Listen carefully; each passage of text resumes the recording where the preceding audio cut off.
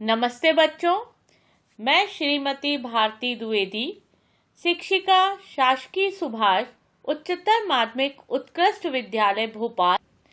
आज हम अध्ययन करेंगे अध्याय 11 जैव प्रौद्योगिकी सिद्धांत व प्रक्रम, बायोटेक्नोलॉजी प्रिंसिपल्स एंड प्रोसेसेस, पुनर्योजक डीएनए तकनीक, रिकॉम्बिनेंट डीएनए टेक्नोलॉजी।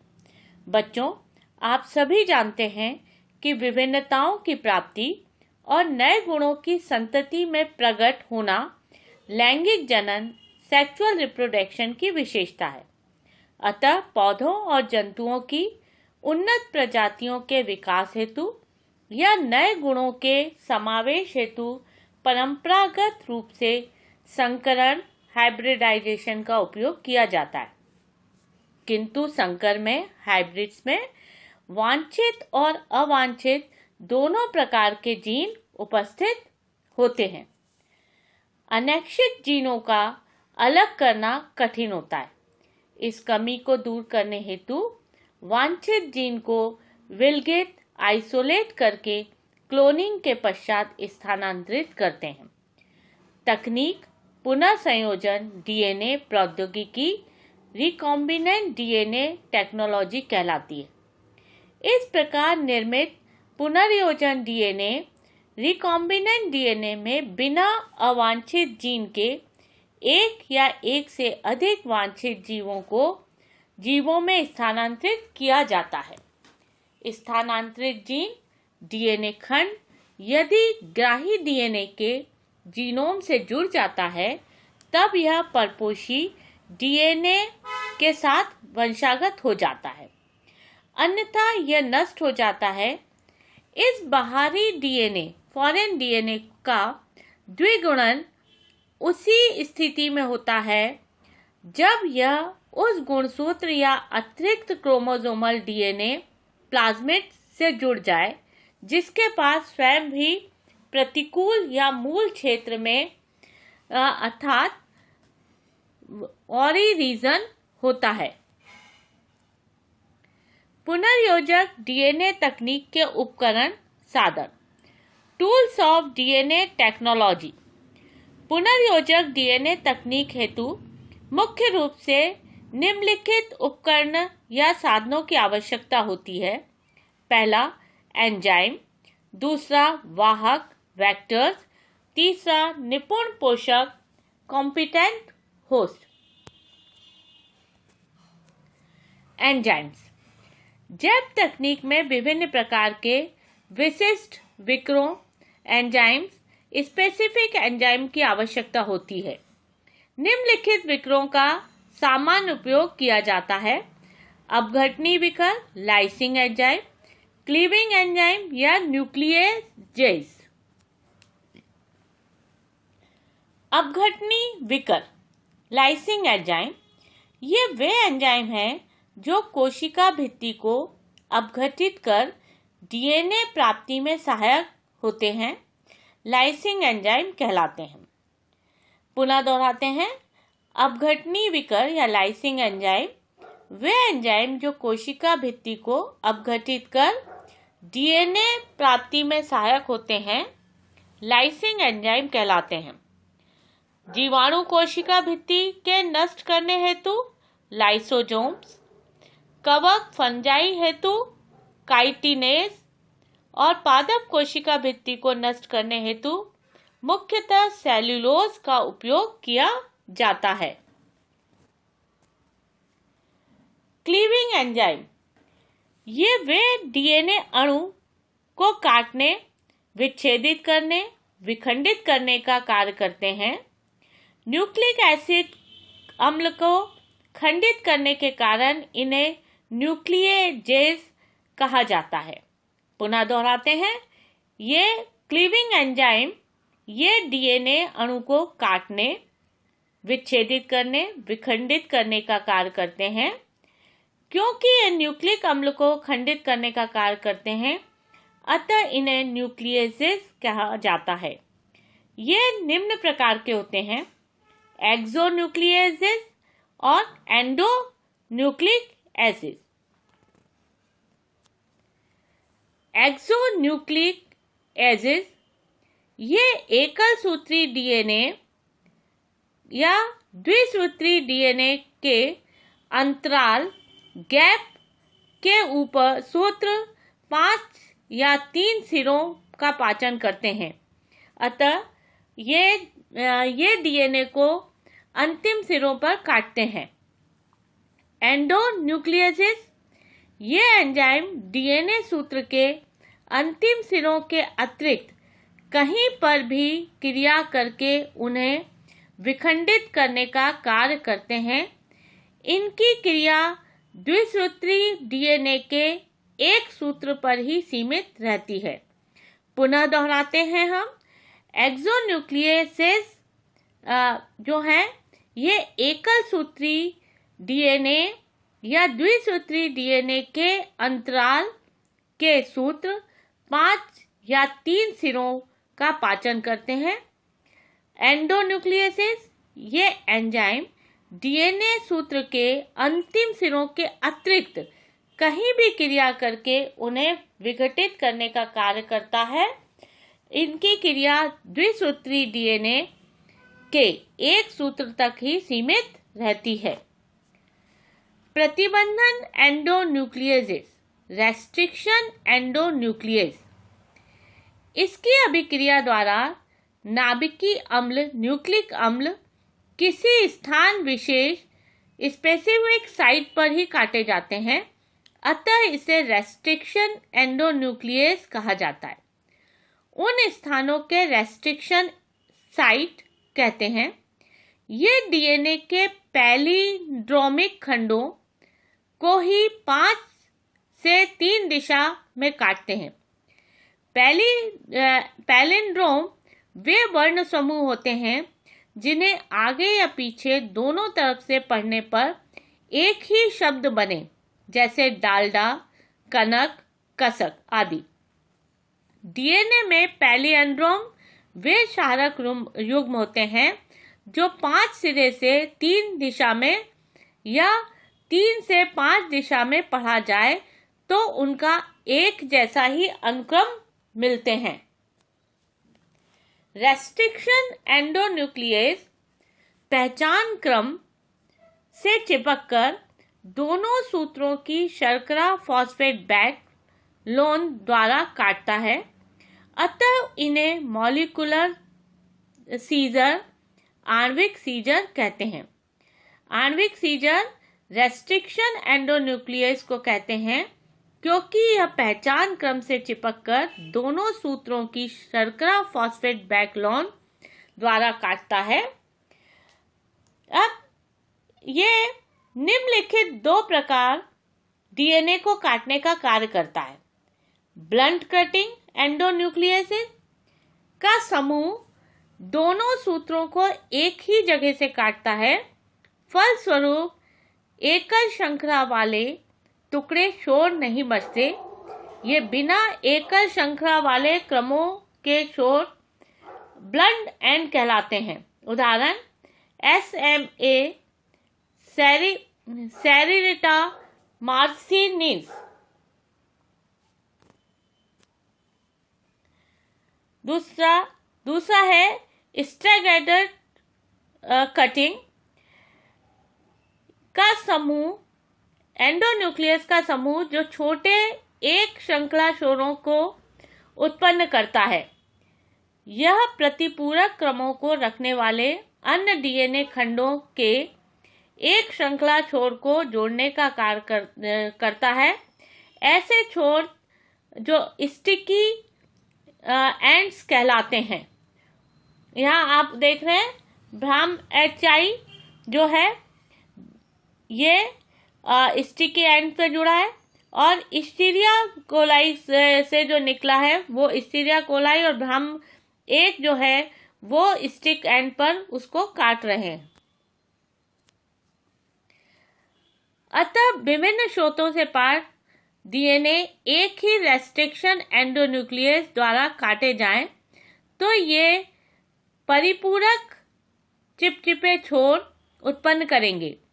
इन्हें डीएनए लाइजेस की मदद से छोर पर जोड़कर रिकॉम्बिनेंट डीएनए उत्पन्न किया जाता है। संश्लेषक एंजाइम, सिंथेसाइजिंग एंजाइम, डीएनए के संश्लेषण में आवश्यक सभी एंजाइम इसके अंतर्गत आते हैं, जैसे डीएनए पॉलीमरेज, रिवर्स ट्रांसक्रिप्शन आदि। डीएनए लाइगेजेस, ये एंजाइम डीएनए खंडों के मध्य उपस्थित रिक्त स्थानों को जोड़कर पूर्ण करने का कार्य करता है।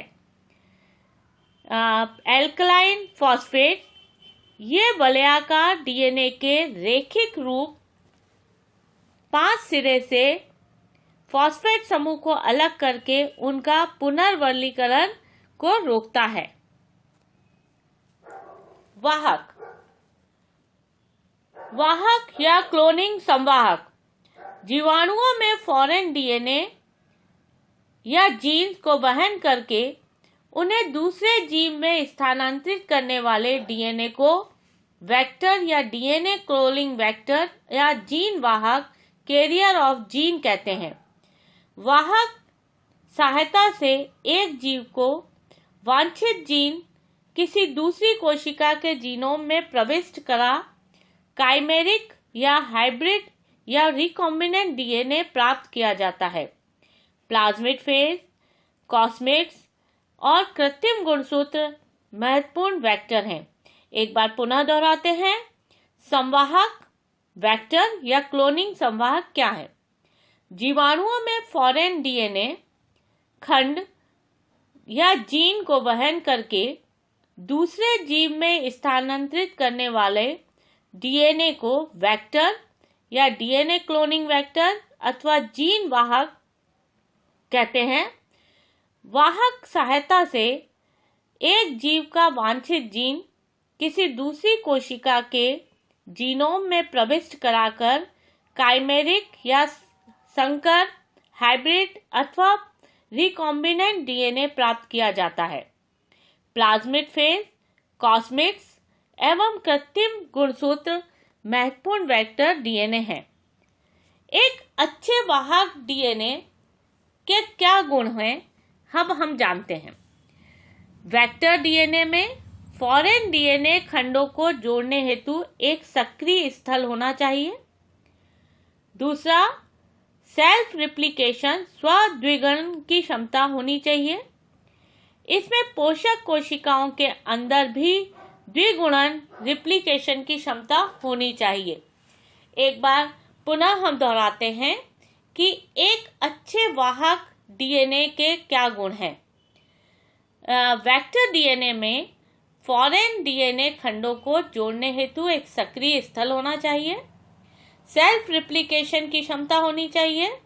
इसमें कोशिकाओं के अंदर भी द्विगुणन की क्षमता होनी चाहिए। रिपोर्टर जीन, रिपोर्टर जीन को वर्ण योग्य चिन्हक सेलेक्टेबल मार्कर की तरह प्रयोग किया जाता है। इससे इस बात का पता चलता है कि कोशिका ने यह जीन ग्रहण कर ली है या नहीं। उन्हें इसलिए चयनित किया जाता है क्योंकि उनके द्वारा जीवों में अभिव्यक्त लक्षण आसानी से देखे या मापे जा सकते हैं। जेलीफिश की ग्रीन फ्लोरोसेंट प्रोटीन की जीन जो कोशिकाओं को नीले प्रकाश में हरी दिखाई देती है, एंजाइम ल्यूसीफेरस की जीन, एंजाइम गैलेक्टोज की जीन जो कोशिका को नीला रंग देती है, इसका अच्छा उदाहरण है। प्रमुख cloning vector, important cloning vector, plasmids. Plasmids कोशिकाओं में प्रायः अतिरिक्त गुणसूत्री या बाह्य नाभिकी एक्स्ट्रा न्यूक्लियर डीएनए के रूप में पाया जाता है, जो कि डबल स्टैंड एवं सर्कुलर होता है, जो प्रायः जीवाणुओं, बैक्टीरिया कोशिकाओं में पाए जाते हैं। जीवाणुओं के अतिरिक्त ये यीस्ट कवक और मटर के अपरिपक्व रूट सेल में भी पाए जाते हैं। अतः बैक्टीरिया में पाया जाने वाला एक्स्ट्रा क्रोमोसोमल जो न्यूक्लियस है, वो आप प्लाज्मिड कहलाता है। ई कोलाई के प्राकृतिक प्लाज्मिड से विकसित PBr322 PUC10 सबसे अच्छे वाहक हैं। इन प्लाज्मिड में क्लोनिंग करने हेतु निम्न विशेषताएं होती हैं। द्विगुणन, जिसको प्रतिकृतिमन कहते हैं, की उत्पत्ति, ओरिजिन ऑफ रिप्लिकेशन, जीन यह द्विगुणन का प्रारंभन हेतु उत्तरदायी होती है। जब कोई डीएनए खंड जीन इस क्षेत्र से जुड़ जाए तब वह होस्ट कोशिकाओं के अंदर प्रतिकृत या रिप्लिकेट होता है। यह प्रतिकृतियों की संख्या का नियंत्रण भी करता है। अतः वांछित डीएनए की अत्यधिक संख्या प्राप्त करने हेतु ऐसे वेक्टर का चयन किया जाता है जिसका ऑरियंस जो है अत्यधिक प्रतिलिपि बनाने में सहयोग करे। PBr332 एक व्यापक रूप से प्रयोग किया जाने वाला ई कोलाई कोलिंग वाहक है। इसे हार्वर्ड बोयर की प्रयोगशाला में सन 1977 में बनाया था। यहाँ P का अर्थ प्लाज्मिड, BR बॉलिवर रोड्रिगेज के लिए प्रयुक्त है। यह उन शोधार्थियों के नाम हैं जिन्होंने इसे बनाया था। इसमें 40 से अधिक रेस्ट्रिक्शन एंडोन्यूक्लियस एंजाइम के लिए विशिष्ट पहचान स्थान है। इसमें से 11 ऐसे स्थान हैं जहां टेट्रासाइक्लिन प्रतिरोधक जीन के अंदर है। इसमें कुल 4361 बेस पेयर्स क्षार युग्मक होते हैं। पुनः दोहराते हैं, PBr332 एक व्यापक रूप से प्रयोग किया जाने वाला ई कोलाई क्लोनिंग वाहक है। इसे हार्वर्ड बोयर की प्रयोगशाला में 1977 में बनाया गया। यहाँ P का अर्थ प्लाज्मिड, BR बॉलिवर रोड्रिगेज जो उन शोधार्थियों के नाम हैं जिन्होंने इसे बनाया। इसमें 40 से अधिक रेस्ट्रिक्शन एंडोन्यूक्लियस हैं। एंजाइम की विशिष्ट पहचान स्थल है। इसमें से 11 ऐसे पहचान स्थल हैं जो टेट्रासाइक्लिन प्रतिरोधक जीन के अंदर हैं। इसमें कुल 4361 बेस पेयर हैं। वर्ण या चुनने योग्य चिन्हक सेलेक्टेबल मार्कर। ऑर्डर के साथ वेक्टर में ऐसे चिन्हक की आवश्यकता होती है जो केवल रूपांतरण को चयन कर उनकी वृद्धि को प्रोत्साहित करे एवं साथ ही उनके अरूपांतरजों को पहचान कर उन्हें नष्ट करने में सहायक हो। प्रतिजैविक एम्पिसिलिन, टेट्रासाइक्लिन, कैनामाइसिलिन के प्रतिरोधक करने वाले जीन ई कोलाई हेतु चिन्हित होते हैं। कोलिंग स्थल, कोलिंग साइट्स। विजातीय डीएनए को जोड़ने हेतु पहचान स्थल होना चाहिए। इस डीएनए को वेक्टर PBr332 में स्थित टेट्रासाइक्लिन प्रतिरोधी जीन स्थल से जुड़ जाता है। पुनर्योजक प्लाज्मिड टेट्रासाइक्लिन प्रतिरोधकता नहीं रखता, लेकिन एम्पिसिलिन प्रतिरोधकता बनाए रखता है। बाइंडरिंग कॉम्बिनेंट्स एम्पिसिलिन एवं टेट्रासाइक्लिन युक्त संवर्धन माध्यम में वृद्धि कर सकते हैं। रिकॉम्बिनेंट युक्त माध्यम में मर जाते हैं। इस प्रकार प्रतिजैविकों के निष्क्रियण के कारण पुनर्योजक का चयन एक जटिल विधि है। अतः इस विधि का उपयोग करते हैं जिसमें वर्णोत्पादी की उपस्थिति में रंग पैदा जीन की असक्रियता या निवेशन असक्रियता कहते हैं।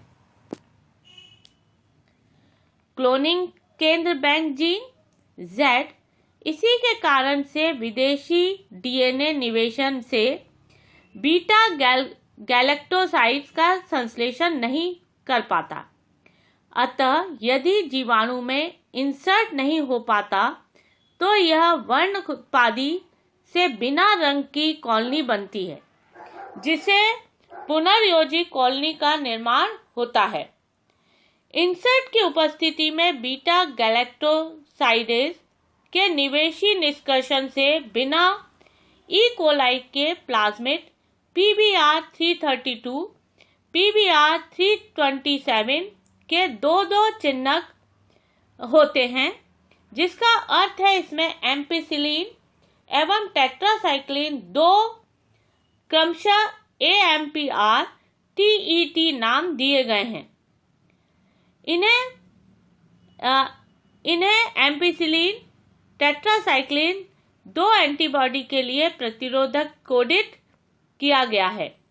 ये कोड है AMPR TETR। इन दोनों जीनों में उपस्थित होने पर यह जीवाणु एम्पिसिलिन और टेट्रासाइक्लिन युक्त माध्यम में वृद्धि करने में सक्षम होंगे। अगर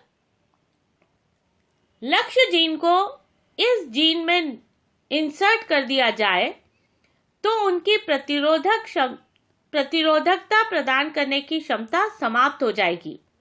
अगर लक्ष्य डीएनए को टेट्रासाइक्लिन जीन के बीच में समावेशित किया जाए तो इस जीन का कार्य प्रभावित होगा तथा ऐसे जीवाणु टेट्रासाइक्लिन युक्त माध्यम में वृद्धि नहीं कर पाएंगे, अतः दूसरा जीन मार्कर का कार्य करेगा। इन लक्षणों के आधार पर इन जीवाणु कोशिकाओं में जिनमें सामान्य प्लाज्मिड उपस्थित होते हैं तथा ऐसी जीवाणु कोशिकाएं जिनमें प्लाज्मिड में विजातीय जीन निवेशित होते हैं, अंतर किया जा सकता है। विषाणु संवाहक के रूप में वायरस एज ए वेक्टर, वांछित जीन को जीवाणुओं में पहुंचाने के लिए बैक्टीरियोफेज का उपयोग किया जाता है। कॉलीफ्लावर मोज़ेक बीजाणु पौधों में तथा कैंसर कारक रेट्रोवायरस मनुष्य में उपयोग आने वाला वाहक है। कास्मेट ये ऐसे संकर वाहक हैं जिसमें प्लाज्मिड डीएनए अपने साथ एल्फोफेज का कॉस साइट भी धारण किए होता है। Cosmid equal to cos site of alpha phage plus plasmid. यह बड़े डीएनए खंड को ले जाने में सहायक होता है। इसी प्रकार प्लाज्मिड के साथ फेज डीएनए को जोड़कर प्लाज्मिड वेक्टर फ्रैगमेंट्स भी वाहक का कार्य करते हैं। आर्टिफिशियल क्रोमोसोम, कृत्रिम गुणसूत्र, ये सामान्यतः 100 kb या 1000 बेस पेयर के से बड़े खंड हैं। ई कोलाई के F कारक से बनाए जाते हैं और यह रीस्ट के भी कृत्रिम गुणसूत्र होते हैं। पौधे एवं जंतुओं में जीन क्लोनिंग हेतु संवाहक, cloning vectors for plants and animal. जीवाणुओं एवं सुकेंद्रित कोशिकाओं को जीन का उपयोग कर रूपांतरित करके अपने स्वयं के उपयोग के लिए उत्पाद तैयार करने की क्षमता होती है। उदाहरण के लिए मृदा में पाया जाने वाला जीवाणु बैक्टीरिया एग्रोबैक्टीरियम ट्यूमीफेरिस द्विबीजपत्री पौधों का रोगजनक है। यह टीडीएनए कहे जाने वाले प्लाज्मिड में उपस्थित डीएनए खंड को पौधों में स्थानांतरित करके स्वस्थ कोशिकाओं को अबूर्त ट्यूमर में रूपांतरित करता है। ये परिवर्तित कोशिकाएं आवश्यकता पूर्ति हेतु आवश्यक रसायनों को उत्पादित करती है। प्रकृति में पाई जाने वाली यह घटना जैव तकनीक की बुनियाद है। प्राकृतिक रूप से पाए जाने के कारण इस जीवाणु को प्रकृति का नेचर जेनेटिक इंजीनियर कहते हैं। इसी प्रकार जंतुओं में रोगजनक रेट्रोवायरस सामान्य कोशिकाओं को कैंसर कोशिकाओं में रूपांतरित कर देते हैं।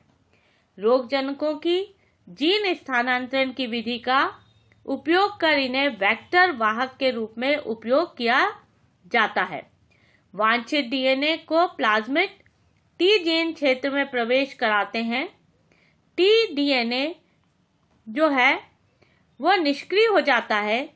इस वाहक को प्लाज्मिड युक्त जीवाणुओं में प्रवेश कराते हैं और ये पौधों की कोशिकाओं को संवर्धित करता है एवं निवेशित अपनी जीन अभिव्यक्ति करते हैं। निपुण पोषक कॉम्पिटेंट होस्ट कोशिका के बाहर से जीन एवं प्लाज्मिड को ग्रहण करने की योग्यता निपुणता कहलाती है। डीएनए हाइड्रोफिलिक जल स्थायी एवं माइक्रोन्यूक्लियर मॉलिक्यूल होता है, अतः यह कोशिका झिल्ली से होकर अंदर नहीं जा पाता है, किंतु निपुणता अल्प समय के लिए विकसित की जा सकती है। पोषक कोशिका की द्विसंयोजित धनायन जैसे कैल्शियम की विशिष्ट सांद्रता से अभिकृत कर उसकी निपुणता में अभिवृद्धि की जा सकती है, जिससे डीएनए आसानी से प्रवेशित हो जाता है। कोशिकाओं को पहले बर्फ पर रखा जाता है, तत्पश्चात 42 डिग्री पर अल्प समय तक ताप आघात दिया जाता है। अब इसे फिर से बर्फ में रखा जाता है। विदेशी डीएनए कोशिका झिल्ली से गुजरकर कोशिका में प्रवेश कर जाती है। पुनरावृत्ति। बच्चों, आज हमने पढ़ा कि पुनर्योजक डीएनए तकनीक के कौन कौन से साधन हैं। उनमें प्रयुक्त होने वाले साधनों में एंजाइम, वाहक, वेक्टर्स, निपुण पोषकों के बारे में हमने जाना। अभ्यास कार्य। बच्चों, आज जो विषयांश हमने पढ़ा है उससे संबंधित आपको गृह कार्य दिया जा रहा है, नोट करें। प्रश्न पहला, प्लाज्मिड क्या है? प्रश्न दूसरा, पुनर्योजक डीएनए तकनीक में उपयोगी एंजाइम का वर्णन कीजिए। प्रश्न 3, PBR 322 क्या है? इसका चित्र बनाकर वर्णन करें। प्रश्न 4, एक्सोन्यूक्लियेसेस और एंडोन्यूक्लियेसेस में अंतर लिखें। प्रश्न 5, प्लाज्मिड PBR 322 में पाए जाने वाले 2 प्रतिजैविक प्रतिरोधी जीन के नाम लिखें।